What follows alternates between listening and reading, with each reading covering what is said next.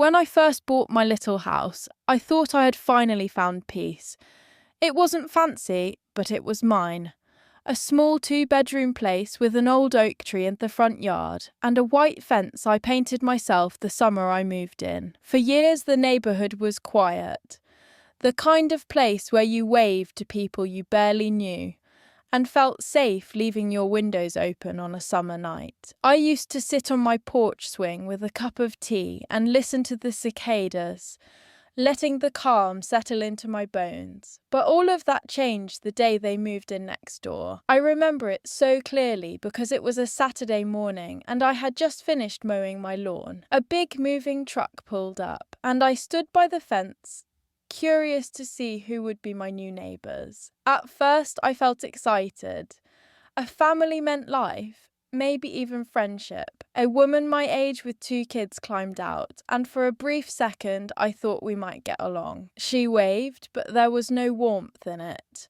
More like she was acknowledging me the way you acknowledge a stop sign. Her husband followed, a tall man with a permanent scowl, like the sun itself offended him. They didn't introduce themselves, just started barking orders at the movers. The kids ran wild, trampling over my flower bed before I could say a word. I remember bending down to fix the bent stems, telling myself it was just kids being kids, that first days were chaotic. But something in my stomach tightened, a little voice whispering that this wasn't a good sign. Over the next week, the chaos grew louder. They left their trash cans spilling over onto my driveway.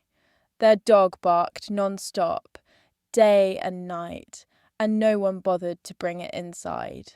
I tried to be patient, telling myself they just needed time to settle in. I baked cookies one evening, a small gesture, hoping to break the ice. When I knocked on their door, the woman opened it just a crack.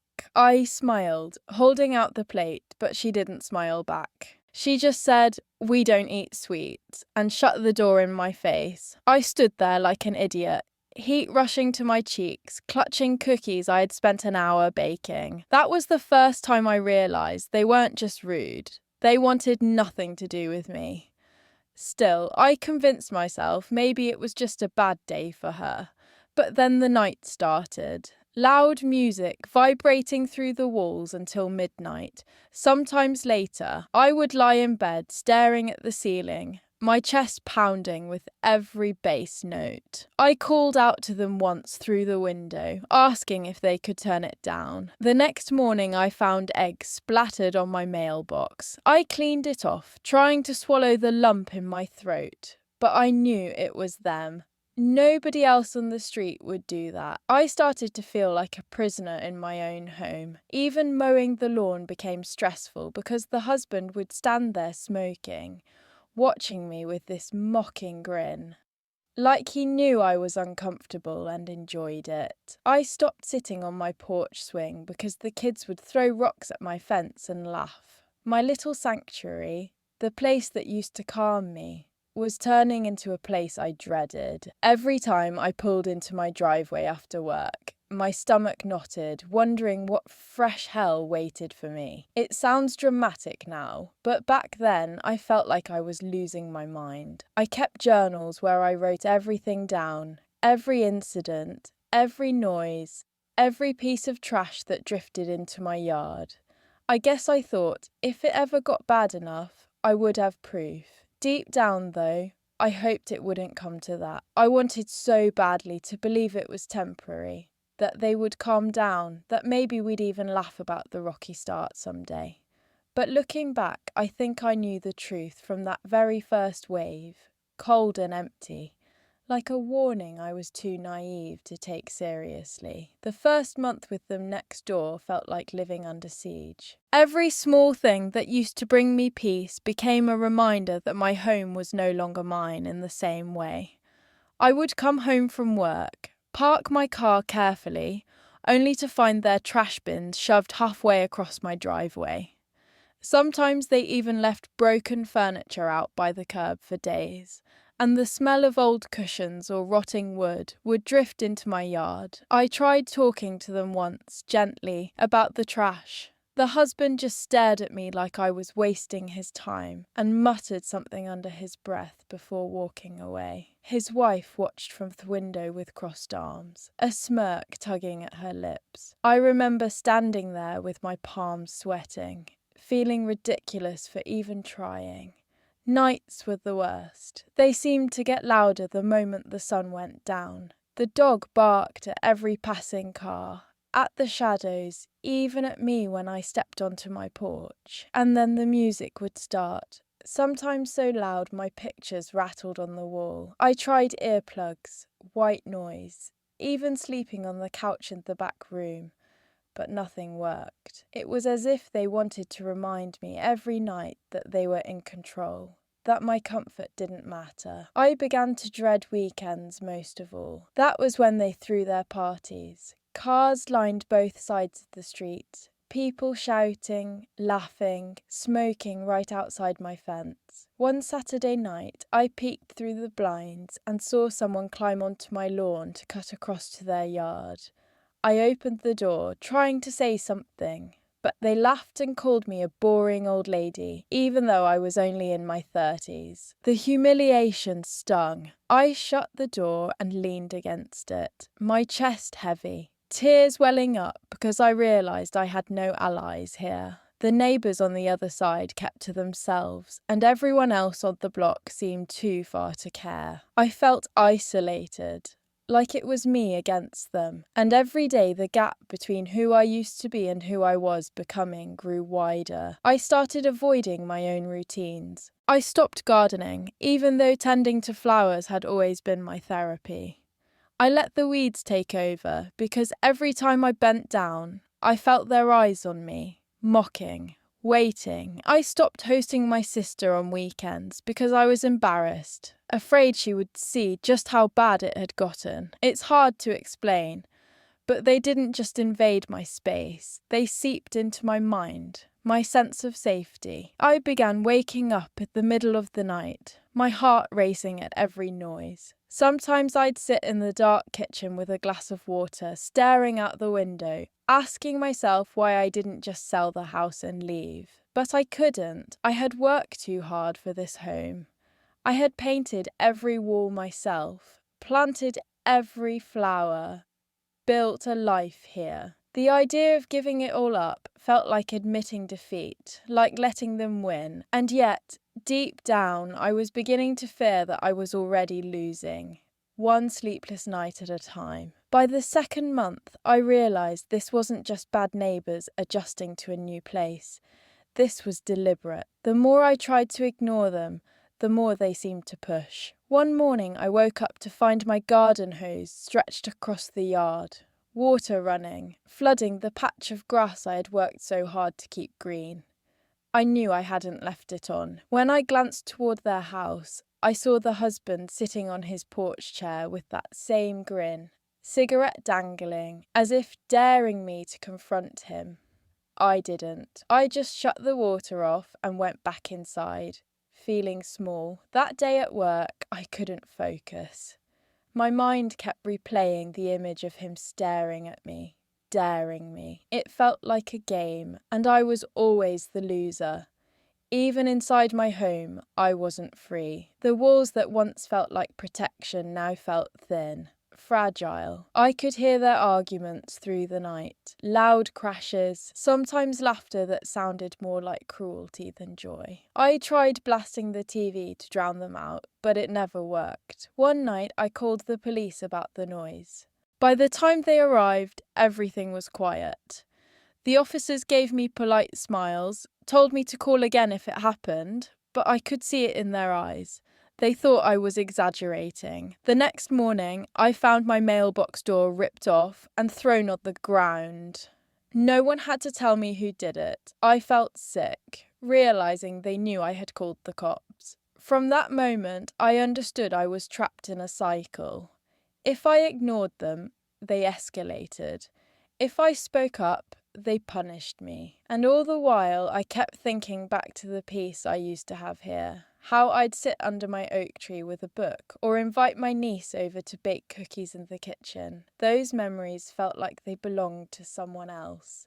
someone softer, who didn't flinch at every sound. I caught myself changing little things about my routine, tiptoeing in my own house so they wouldn't know when I was awake, parking further down the street so they wouldn't see me come home. It wasn't just fear, it was exhaustion, the kind that seeps into your bones. Some nights I'd sit at the kitchen table, staring at the clock, wondering how much more I could take. And then I'd hear their laughter again, spilling into my yard, and I knew they weren't going anywhere. It wasn't just the noise or the trash anymore. It was the way they managed to creep into every corner of my daily life. One evening I came home with groceries and noticed their kids had left their bikes sprawled across my driveway. I honked gently, hoping they'd move them, but instead the husband came out, arms crossed, glaring at me as if I was the one out of line. I had to get out of the car,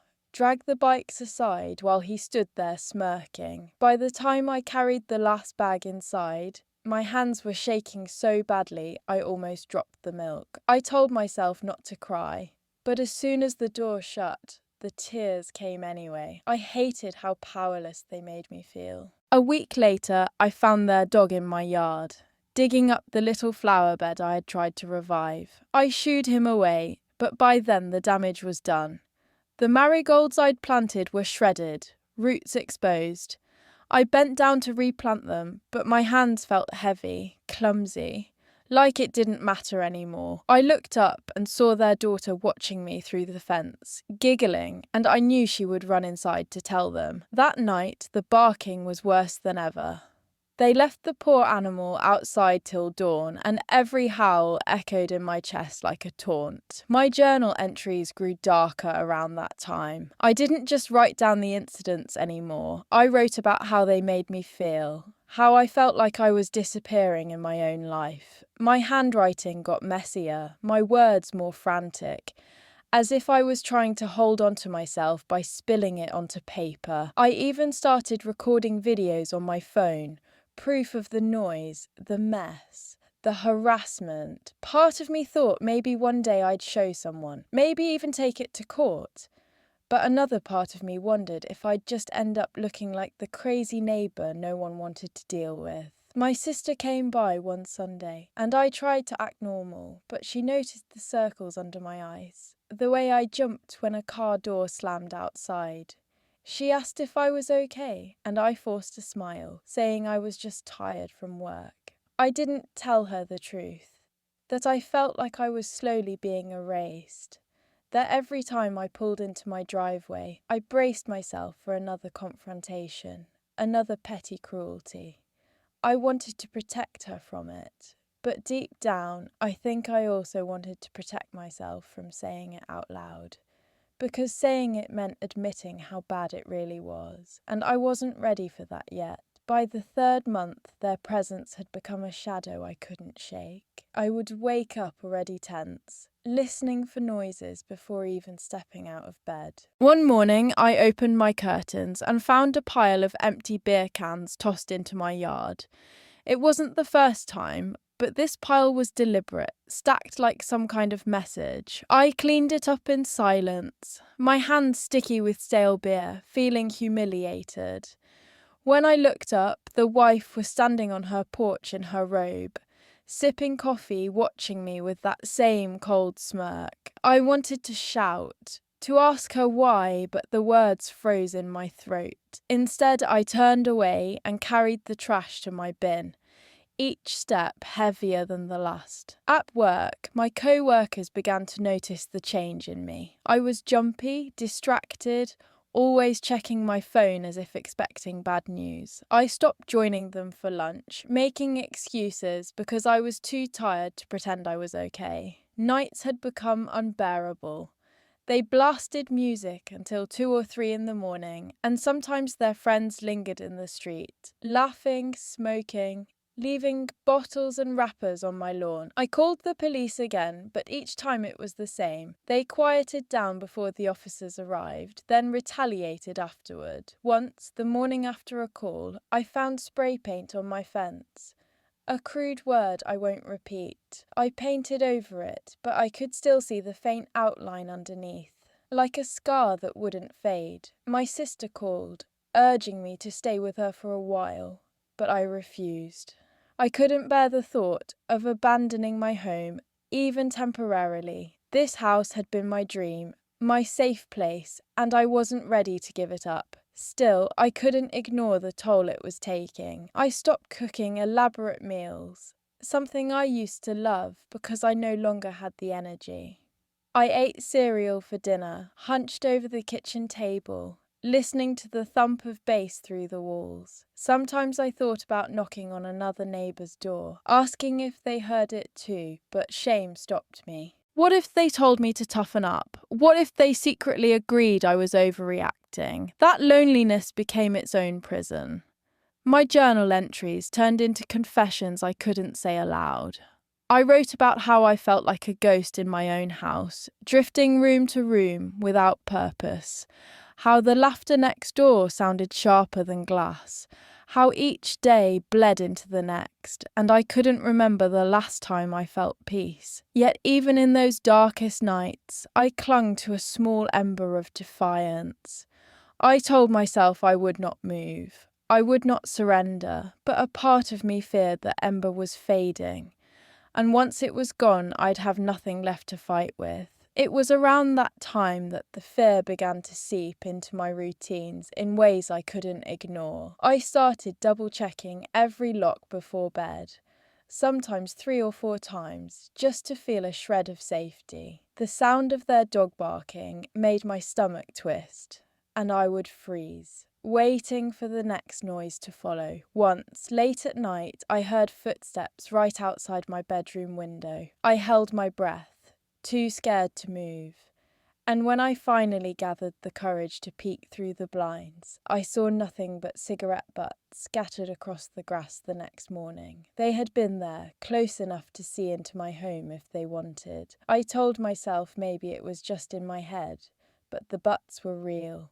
That was when I stopped opening my windows, even on the hottest days. My home became stuffy, filled with stale air, but I preferred suffocating heat over the thought of them looking in. I caught myself snapping at co-workers over small things, losing patience with people I cared about. My sister called me one night, and I broke down crying on the phone. I told her I felt like I was unravelling, like every day was another thread pulled loose. She begged me to report them formally, to keep pushing, but what she didn't understand was that reporting them meant escalation. And escalation meant retaliation. I was already drowning. One afternoon, I came home to find their kids had drawn chalk all over my driveway. At first, I almost laughed. It seemed so harmless, but when I looked closer, I saw the words spelled out. Crazy lady. My chest went hollow. Kids don't come up with that on their own. They were parroting what they heard at home. I scrubbed at the chalk with a bucket of water until my arms ached, tears mixing with the suds, feeling like the world itself was mocking me. That night, I sat in my dark kitchen, staring at the silent phone, wondering who I could call. The police felt useless. Friends lived too far away. Family only told me to leave, but they didn't understand. This was my home, the house I had dreamed of, saved for, fought for. Why should I be the one to give it up? And yet, deep down, I started asking myself the questions I had avoided for months. How much could I endure before something inside me broke completely? And when it did, what would be left of me to put back together? The turning point came one evening in early fall. I had just returned from the grocery store, arms full of bags, when I noticed something was wrong. My back gate, which I always kept latched, was wide open.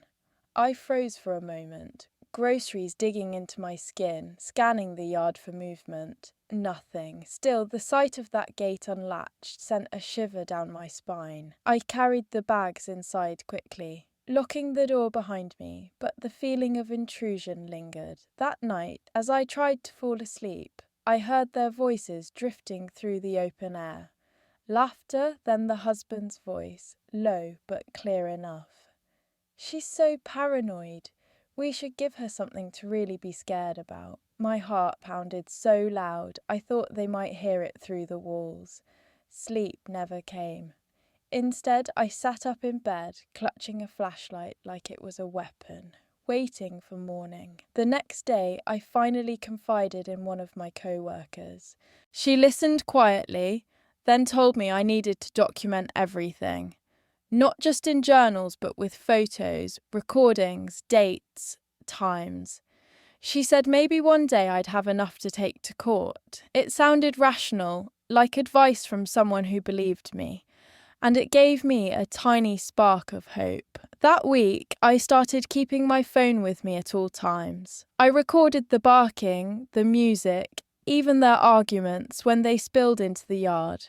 I snapped photos of the trash they tossed near my fence, the beer cans, the chalk messages, but each time I did, I felt them watching me. Once, as I crouched to take a photo of the garbage, I glanced up to see the wife standing at her window, her eyes locked on mine. She didn't look away.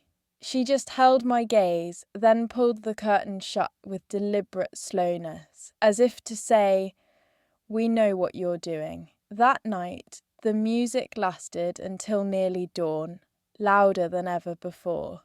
It was like they were retaliating for the simple act of collecting evidence. I lay in bed with the phone recording beside me, feeling the vibrations rattle my nightstand. I thought of my co-worker's advice and wondered if it would ever matter.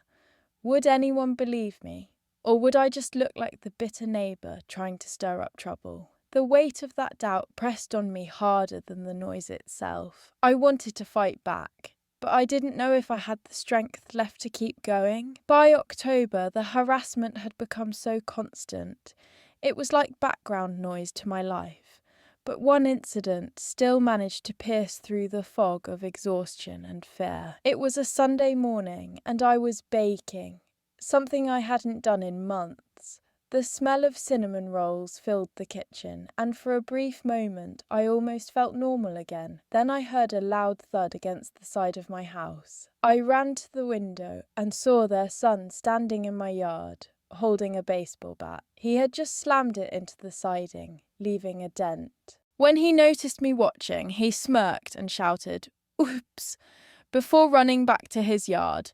My hands shook so badly I had to grip the counter to steady myself. Later, when I walked outside, I saw the fresh mark on my wall, and something inside me snapped. This wasn't just noise or trash anymore. This was damage. This was my property being destroyed, and I couldn't keep pretending it would stop on its own. I dialed the police again, reporting the vandalism. They sent someone out, but by the time the officer arrived, the boy was gone, the bat nowhere in sight, and the neighbours acted clueless. "Kids will be kids," the officer muttered, handing me a card with a case number I knew would go nowhere. The neighbours stood behind him, feigning innocence, their eyes glinting with triumph. That night I couldn't eat the cinnamon rolls.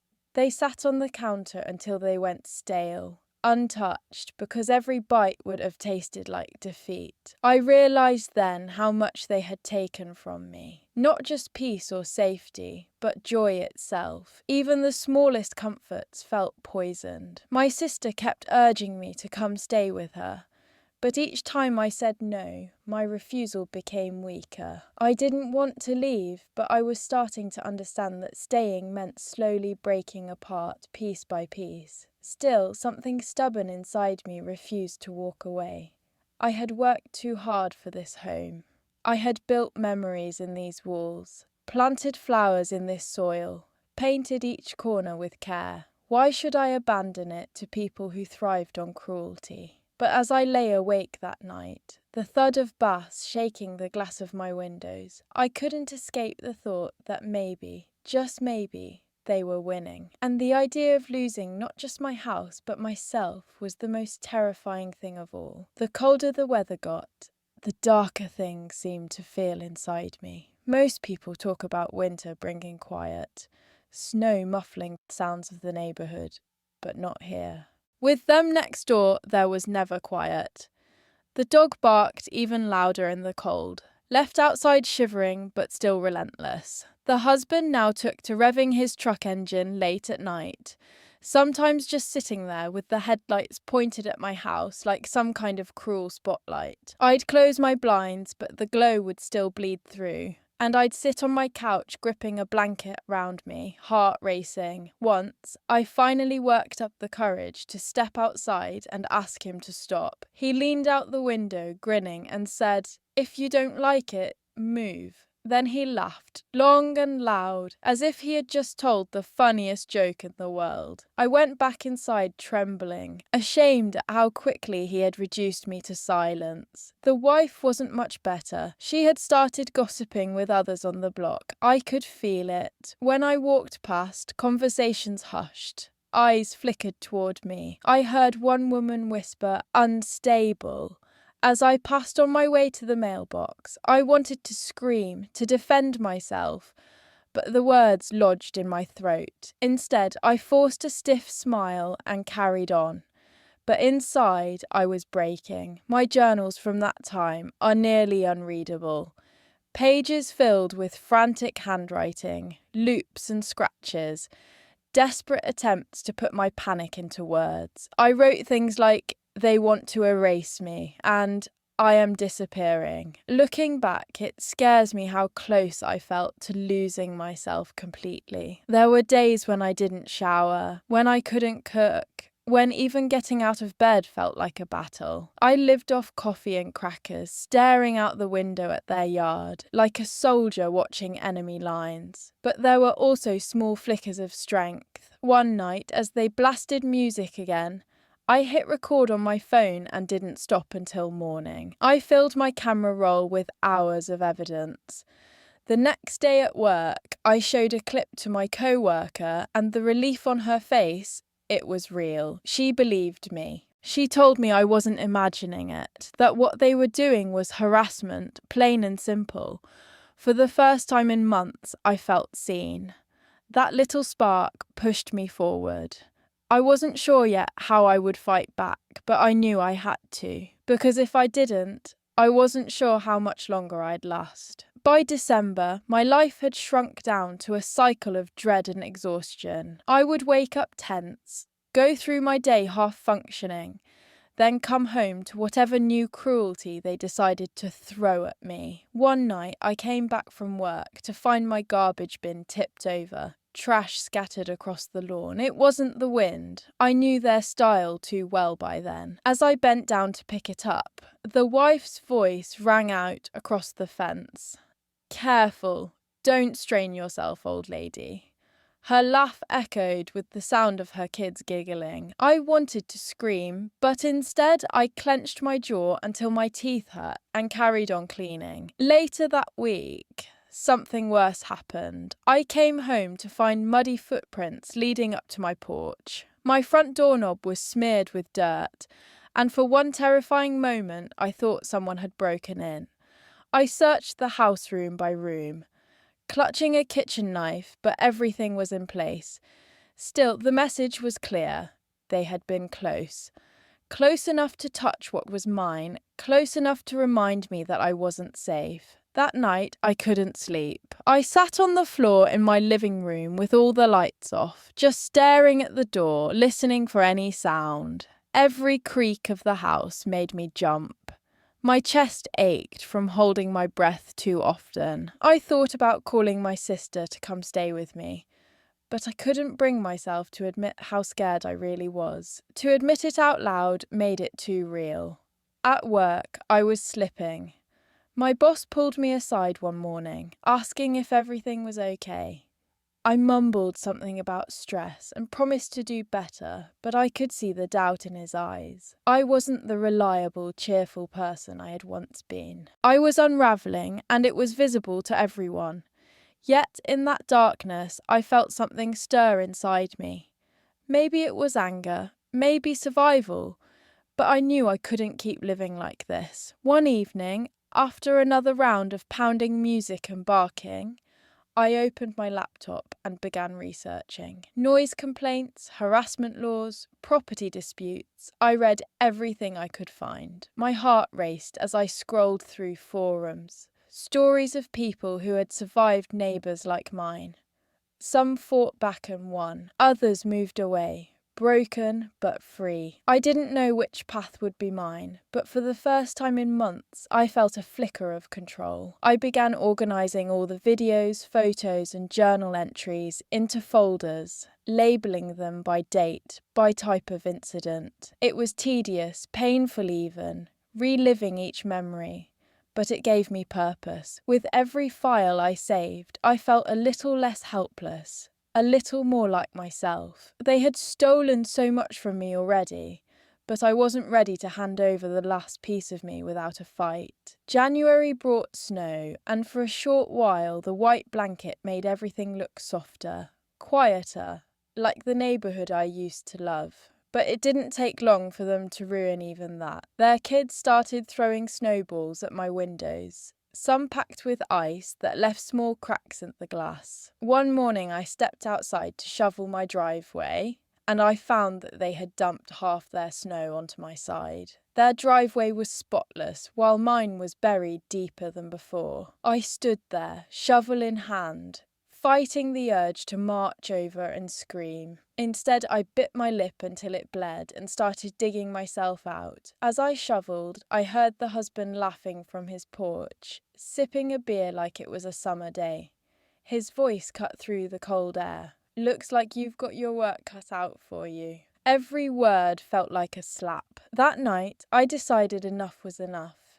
I gathered all the files I'd been saving, the recordings, the photos, the notes, and put them on a flash drive. The next day, I walked into the police station and asked to speak with someone higher up. For the first time, I laid everything out, all the evidence of months of torment. The officer who listened wasn't dismissive like the others had been. He leaned forward, watching the videos closely, scribbling notes. He said I had a case for harassment and property damage. He explained it would take time, maybe even a court order, but it was something. As I left the station, snow crunching under my boots, I felt a strange mix of fear and relief. Fear because I knew if my neighbours found out, they'd retaliate. Relief because finally someone had taken me seriously. That evening, when I pulled into my driveway, I saw the wife watching from her window again. For once, I didn't look away. I held her gaze, my heart pounding. But this time I didn't feel small. I felt defiant. Inside, I sat at my kitchen table, hands wrapped around a mug of tea, and allowed myself to imagine a future where I wasn't trapped, where they no longer held power over me. It was just a fragile dream, but it was mine, and for the first time in months, I believed it might be possible. The snow kept falling outside, muffling the world, and I let myself breathe a little easier, even knowing the fight wasn't over yet. The weeks that followed were tense, like waiting for a storm to break. I didn't tell anyone at work what I had done, but inside I carried a strange mixture of dread and hope. The neighbours seemed to sense something had changed. The wife stopped smirking when we crossed paths, though her eyes still burned with hostility. The husband was quieter too, though I'd catch him staring across the yard, cigarette glowing in the dark like a warning. I kept documenting everything, careful, patient, knowing it might be months before anything official happened. Still, the act of gathering evidence gave me strength. Each file saved was a reminder that I wasn't powerless anymore. Then, one Friday evening, it happened. A police car pulled up to their house. I stood at my window, heart in my throat, as officers knocked on their door. Voices rose, the husband shouting, the wife protesting. But eventually the officers handed them papers, an official warning backed by my evidence. My hands trembled as I watched because it was real. For the first time, there were consequences. That night was the first quiet night I'd had in months. No music, no barking, no headlights aimed at my house, just silence. I lay in bed, staring at the ceiling, tears slipping down my cheeks, not from fear, but from relief. It wasn't over, I knew that. They could still lash out, still try to make my life harder, but the balance had shifted. I wasn't just their target anymore. I was someone who had fought back. Over the following weeks, the neighbourhood began to notice too. A woman down the street stopped me one morning and said, almost shyly, "I'm glad you spoke up. We've all heard it, we just didn't know what to do." Her words stunned me. All that time I thought I was alone, when in truth, others had seen.